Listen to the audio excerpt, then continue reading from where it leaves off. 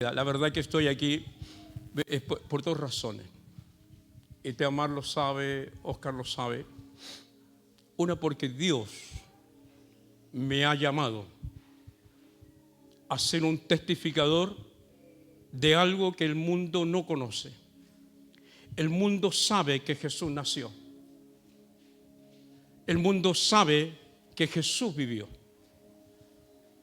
El mundo sabe que Jesús sufrió y que fue al Calvario y tuvo muerte de cruz. La gente lo sabe. Para su nacimiento el mundo lo celebra. Para su tiempo de sufrimiento el mundo lo celebra en una semana llamada la Semana Santa. ¿No es cierto? Y todos participamos en algún momento, bueno, los que éramos pecadores. Yo sé que me enfrento a una iglesia donde no hay pecadores, donde nunca fueron pecadores. Yo lo entiendo eso. Yo fui un pecador. Yo no nací en una iglesia. Yo fui un delincuente, fui un drogadicto, fui un canalla, fui un sucio inmoral. Esa fue mi vida, hasta que tuve un encuentro personal con Jesucristo el 23 de julio. Justamente en el día de mi cumpleaños, Cristo me hizo nacer de nuevo. Y en ese nacimiento descubrí que yo sabía todo lo que sabía el mundo de Jesús. Un antes y después de Cristo que había dividido la historia. Lo que no sabía es lo que el mundo no sabe y que ahora sé, que Jesús resucitó. El mundo no sabe que Jesús ha resucitado y que está vivo. Si nosotros pudiéramos entender un momento, por un segundo en nuestra historia, pudiéramos entender quién vive dentro de nosotros. No en quién creo, no en quién me sanó, no en quién me habló, no en quién me trajo, sino quién vive dentro de mí. Si nosotros un segundo en nuestra vida nos detenemos antes de salir a la calle y nos miramos en el espejo y nos preguntamos, ¿quién vive en ti?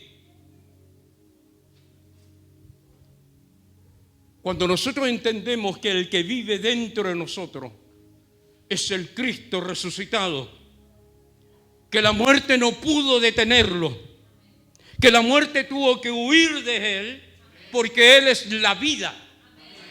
Y él dijo, el ladrón viene a robar, a matar y destruir, mas yo he venido para darte vida y vida en abundancia. Y el que está en Cristo es una nueva criatura y las cosas viejas pasaron, aquí son todas hechas nuevas. Hay poder en Jesús.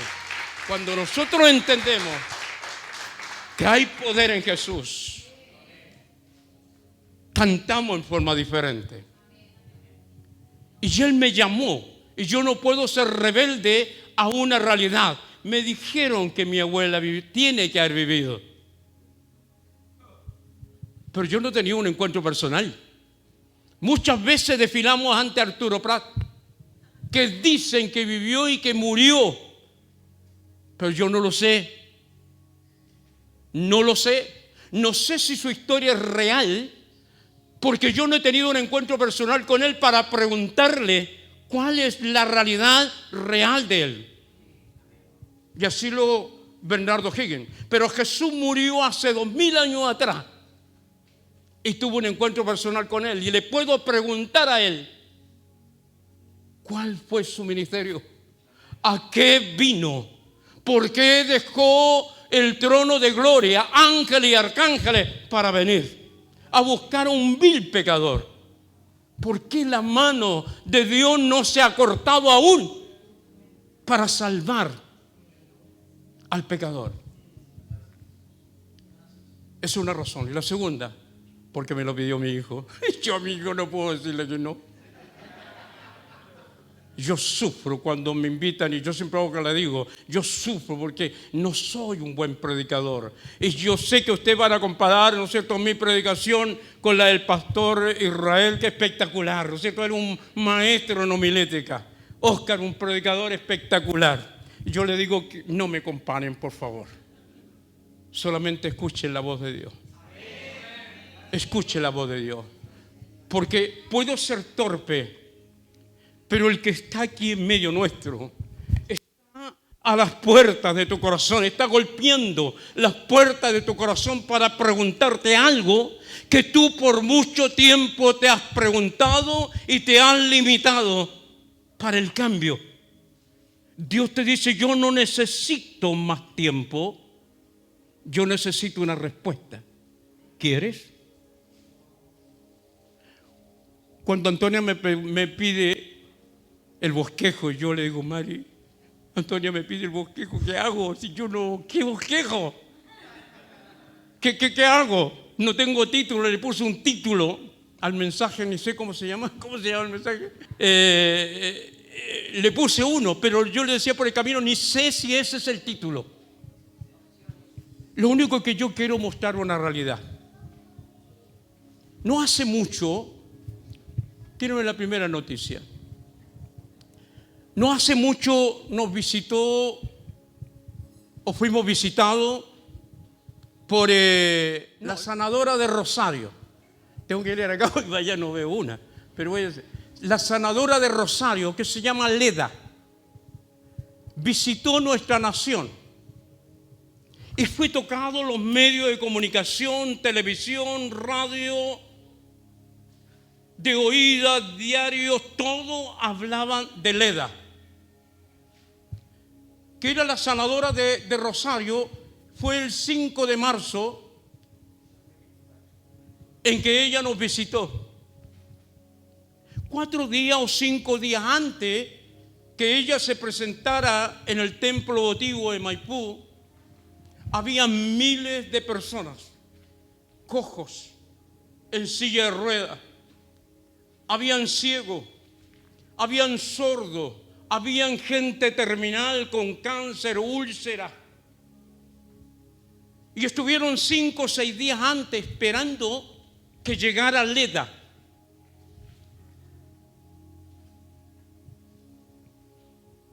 Hicieron carpas, comieron ahí. La municipalidad tuvo que atenderle porque la situación higiénica era increíble, todo lo que pasó. Cuando esta mujer se fue, Argentina, Rosario, no sé si alguien estaba en Rosario, es increíble Rosario. Rosario es una ciudad espectacular, con unas avenidas, ¿no es cierto?, de jacarandá, con sus flores celestes, todas las alumbrados, o sea, las líneas de luz están con los claveles del aire, así uno los ve increíble, como las flores celestes. Es un lugar increíble. Hoy es el centro de la inseguridad, el lugar donde hay más crímenes. Y de ese lugar viene alguien que nos viene a prometer sanidad. Y la gente va. ¿Y por qué va? Porque este mundo está enfermo. Hace poco fuimos a Santiago con Teamar y nosotros íbamos con un objetivo. Y no fue mal en el objetivo. Pero después, cuando veníamos por el camino, descubrimos que el objetivo de Dios era otro, no el que nosotros habíamos planeado. El primer objetivo era que al subir a la micro había una billetera con dinero, con todas las credenciales, y nosotros nos preocupamos, y Teamar, compulsiva, obsesiva, buscando el nombre de ella a través de las redes sociales, hasta que llegamos a Santiago y la encontramos y se comunicó, porque lo único que queríamos era aminorarle una angustia por la pérdida de sus documentos. No era la plata que se asomaban los billetes de 20,000 pesos, no era eso. Era pensar que alguien estaba angustiado porque el mundo está angustiado. El mundo está bajo una sombra oscura, maligna. Pero algunos tienen esperanza en sanarse. Hace un tiempo atrás, multitud, convocatoria para ver a la sanadora de Rosario. Muchos acamparon, miles de personas esperaban a Leda, miles de personas. Miles. Quiero que tenga eso en su mente. Porque aquí hay personas enfermas. Visiblemente no hay ninguna persona enferma del cuerpo, no hay nada. No están en silla de ruedas, no hay en muletas. Pero hay enfermedades invisibles. Hay enfermedades del alma. Hay desórdenes del alma. Pero están en el lugar correcto.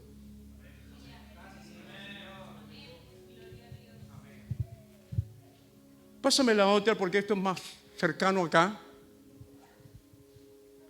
Durante el año 1983 y 1980, Chile se conmovió debido a las supuestas apariciones de la Virgen María en el centro Membrillar, en Villa Alemana. ¿Algunos recuerdan alguno? Yo estaba en el seminario. Se atacaba el seminario la llamada que nos decía, pero eso es verdad. Y había un joven, Miguel Ángel Poblete, que tenía una aparición y tenía unos estigmas y que luego muere en Peña Blanca siendo Carol Romanov. Era milagrosa la Virgen. Era milagrosa. Y murió de hepatitis porque tenía una cirrosis, porque era drogadicto, alcohólico y todo lo demás. Yo quiero hablarte de dos opciones que tiene el mundo. Hay dos opciones: el estanque o el templo. No hay más, hermano. Cuando el pueblo de Israel dispara el misil a la embajada de Irán en Siria, temblamos, porque la Biblia dice: cuando veas que Damasco es destruido por el pueblo de Israel, el tiempo se acabó. Pero si nosotros veíamos, porque Damasco está destruido, pero no ha sido destruido por Israel, y la palabra profética es que Israel debe someter a Damasco. La clave está en que si yo veo a Damasco ser destruido por Israel, tengo un gran problema. Porque la Biblia nos dice que nosotros no seremos testigos presenciales de eso, porque el rapto es antes de eso. Es antes. Hoy estamos a la expectativa, lo estamos muy temprano para ver cuál es la reacción del pueblo de Israel hacia Irán. Y ellos están planeando porque tiene que ser un movimiento quirúrgico y tiene que ser un movimiento dirigido por el Espíritu de Dios para que la profecía se ajuste. Esa es la realidad que vivimos. Hay distractivos. Los poderes de las tinieblas están distrayendo a la iglesia. ¿Cómo? Con un espíritu de anarquismo espiritual. Ese es un espíritu tremendamente poderoso.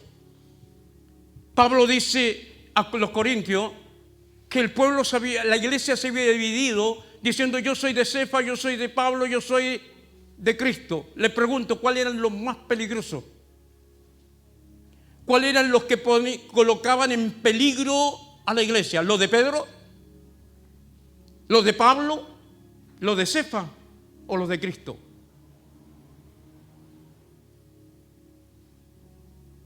Es los que son de Cristo.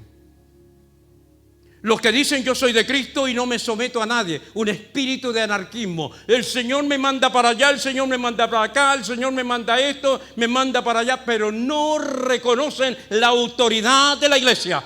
La iglesia tiene autoridad. La iglesia no es desordenada. La iglesia Dios ha puesto apóstoles, ha puesto pastores, profetas, ha puesto ministerio.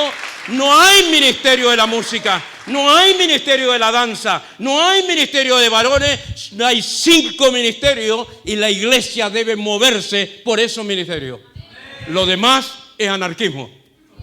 Ustedes van a ver mucho de ellos en este tiempo que estuvieron con nosotros, pero nunca fueron de nosotros. Hay un caso que lo registra el apóstol Juan. Yo le voy a pedir disculpas si me demoro. Mire, en Betania el curso duraba 10 horas. Yo enseñaba 10 horas, 6 horas en la mañana y 4 horas en la tarde. En el seminario pentecostal comienzo a las 7 a enseñar y termino a las 12. Ayer tuvimos un taller, un pequeño taller, duró 3 horas. Yo le pido disculpas. Pero usted cuando quiera irse, se va, no me deja hablando solo, no importa. Porque Juan era el apóstol o el discípulo que sabía lo que era misericordia.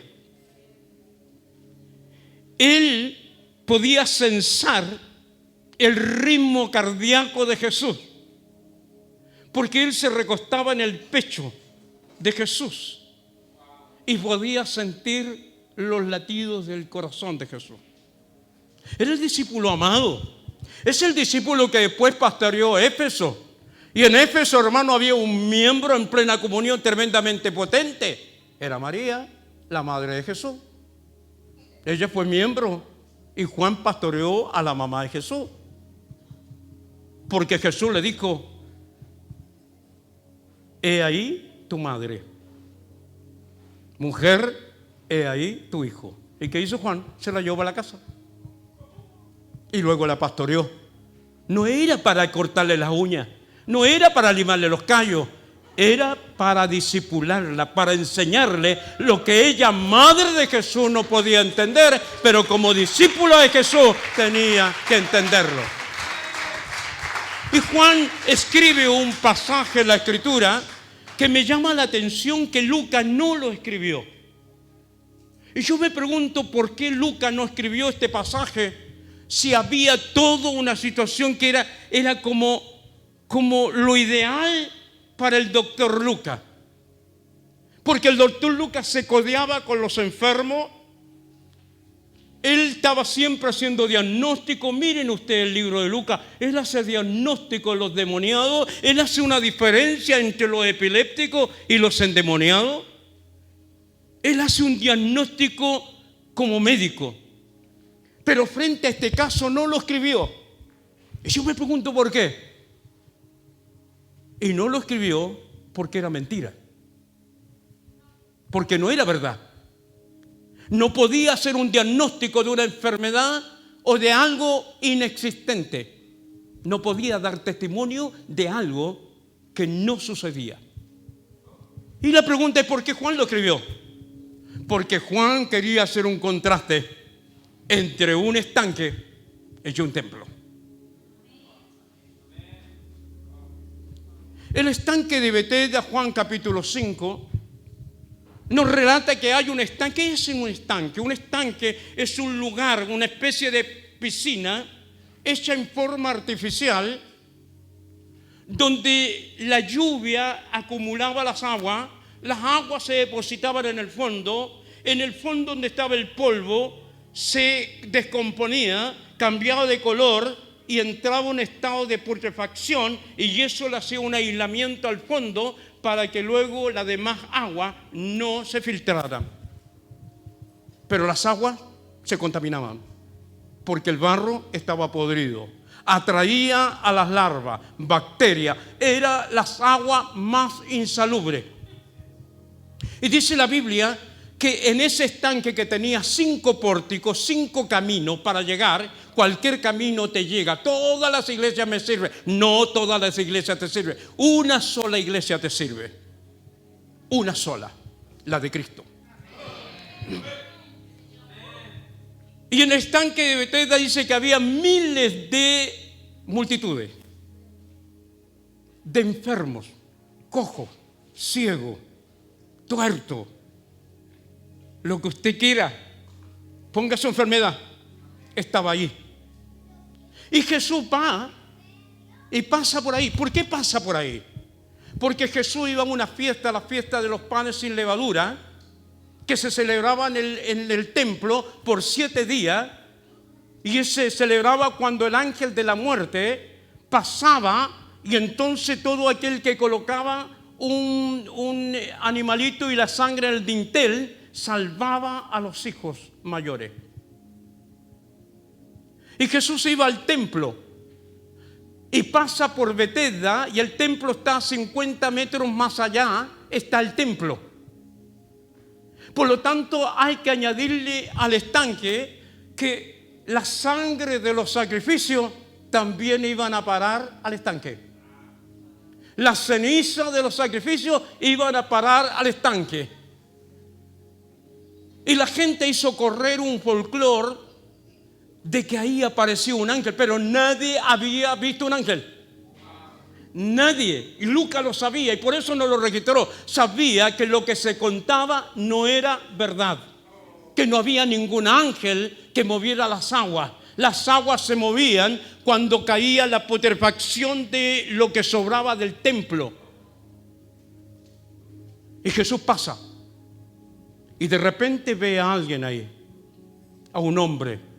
¿Y por qué le llama la atención? ¿Por qué llama la atención algo? A Jesús le llamó la atención ese hombre.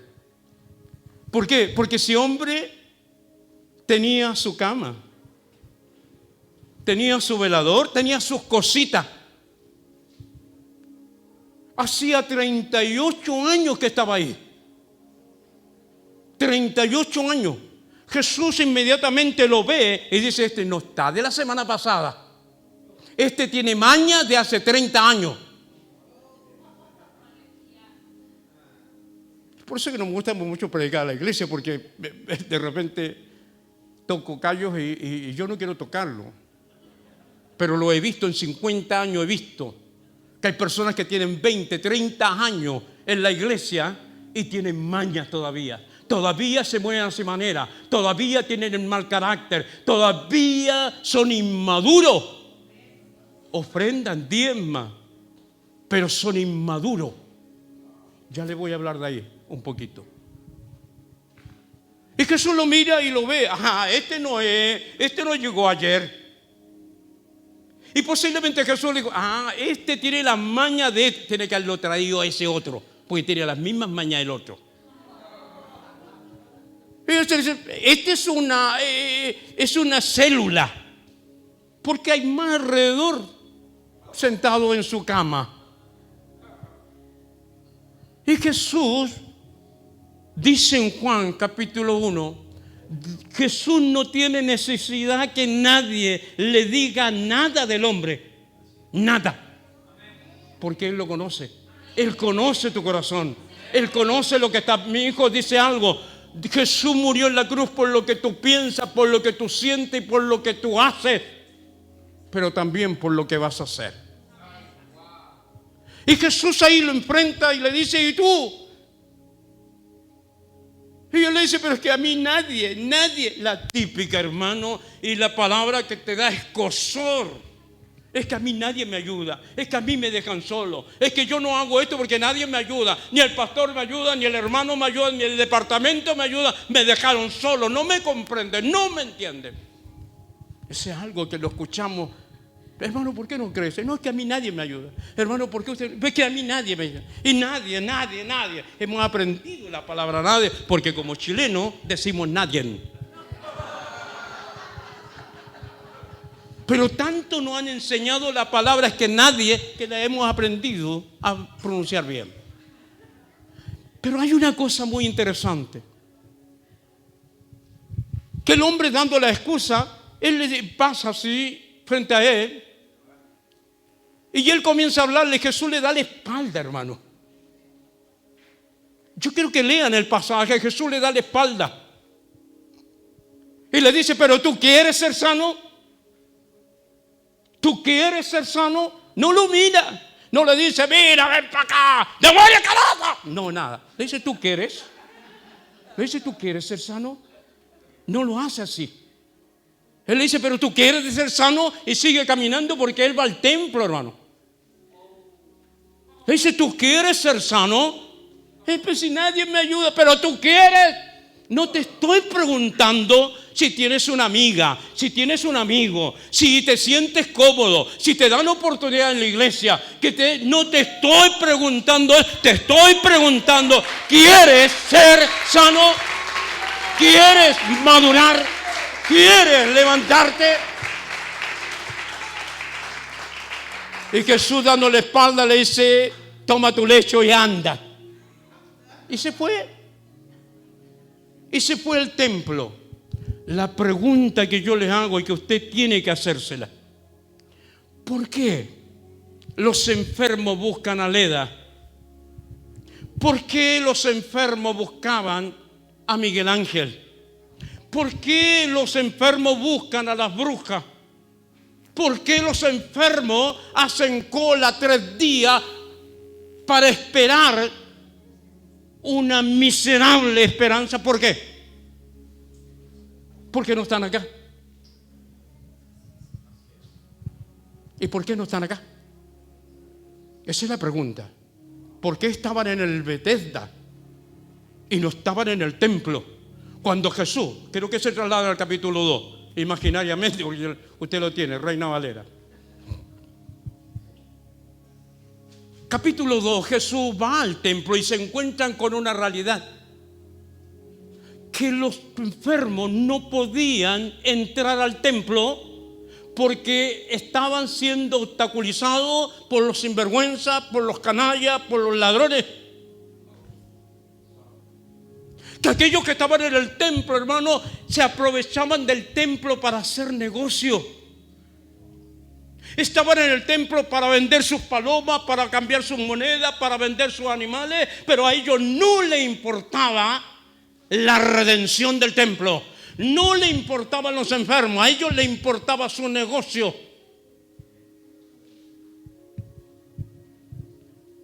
La carnalidad cierra la puerta a la posibilidad de un milagro a los enfermos. Jesús tuvo que hacer algo, y si ustedes me muestran en la Biblia, si Jesús lo volvió a hacer, pregúntese por qué nunca más volvió a hacerlo. Jesús hace un látigo, lo agarra a latigazo, le pesca las mesas, la jaula, le suelta todo, se lo rompe y le dice: ustedes han convertido la casa de mi padre en una cueva de ladrones. No lo digo yo, no lo digo yo. Lo dice la Biblia, lo dice Jesús. Han convertido la casa de mi padre en una cueva de ladrones. ¿Sabe? En este tiempo Jesús está recuperando la casa para el Padre. Pero para ello tiene que usar el látigo. Para algunos tiene que romperle los negocios. Para algunos va a ser algo difícil. Y después, hermano, que él le expulsa todo. Mire, cuando él le pega a toda esta gente, nunca más vuelve a pasar esto. ¿Por qué? Porque eso no tenía que hacerlo Jesús, pero a él le dio tanta rabia que lo hizo en forma inmediata. El Padre lo llama, le da informe y él le dice: nunca más. Y nunca más lo hizo Jesús. Y después de hacer esto, Jesús sigue al templo, y en el templo se encuentra con alguien. Se encuentran con el enfermo que estuvo 38 años. Él llega al templo y dice: ¿y viniste? Sí. Sí. ¿Y viniste? Sí. ¿Quién no lo dejaba entrar? Hermano mío, amado, yo los amo. No sé cuál es su ministerio, no conozco sus dones, no sé cuánta plata tiene, no sé cuánto es su cuenta, no tengo idea. Yo los amo porque Dios los amó primero. Pero sabe, tenemos una misión que cumplir. Somos las cartas leídas de Jesús.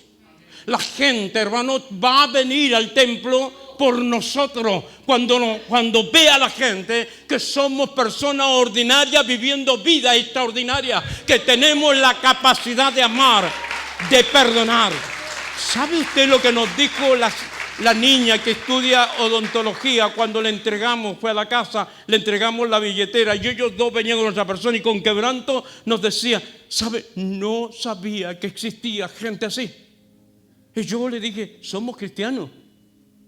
Y el joven dice, sí, pero nunca pensamos que alguien pudiera hacer esto. Y yo dije, somos cristianos, y de ahí entramos con temor en una gran pena, en una gran tristeza. Yo le decía, tan pocos cristianos habemos.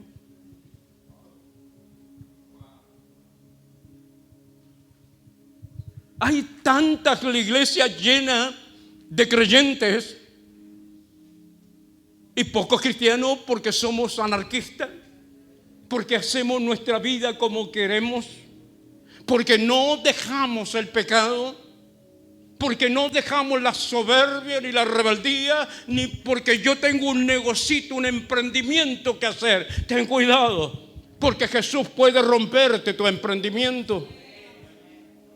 Porque Él amó de tal manera al mundo que ha dado su Hijo unigénito para que todo aquel que en Él cree no se pierda, mas tenga vida eterna. Porque así como Moisés levantó la serpiente en el desierto, así es necesario que el Hijo de Dios sea levantado para que todo aquel que en él cree no se pierda, mas tenga redención y vida eterna. Porque yo no he venido a condenar al mundo, ni sino para que el mundo sea salvo.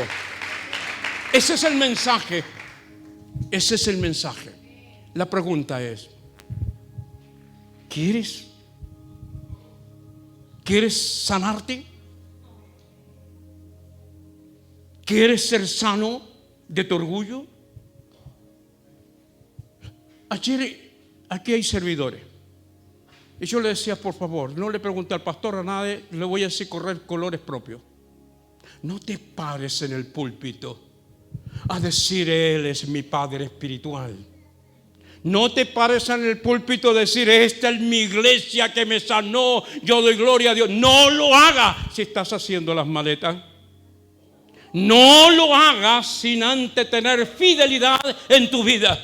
Si tú no eres fiel, si tú no te propones en tu mente que esta es mi casa, este es mi pastor, esta es mi familia, no tienes ningún derecho a fantasear. Porque los cristianos es como la policía. Ahora estamos las 24 horas en servicio, con uniforme o sin uniforme, estamos en servicio. Tú eres cristiana, tú eres cristiano las 24 horas. No lo eres solamente cuando vienes a la iglesia, no lo eres cuando sientes. ¿Cuál es el pastor que para mí es más difícil verlo crecer? ¿Cuál es? ¿Cómo se llama el pastor en el cual para mí es más difícil verlo crecer? Israel. ¿Mi hijo? ¿Sabe por qué?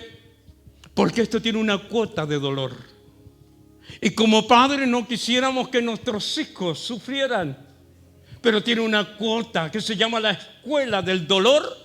Es necesario para madurar, es necesario para crecer. Y si tú quieres crecer, envíate un mensaje a la mente. Dice, el dolor será tu maestro, la tristeza será la posibilidad en que Dios la transforme en danza y la transforme tus lamentos en baile, y el momento en que todos ríen, tú llorarás. El momento en que todos estás caído, tú te levantarás. En el momento en que todos lloran, tú reirás. Y el momento en que tú ríes, todos llorarás.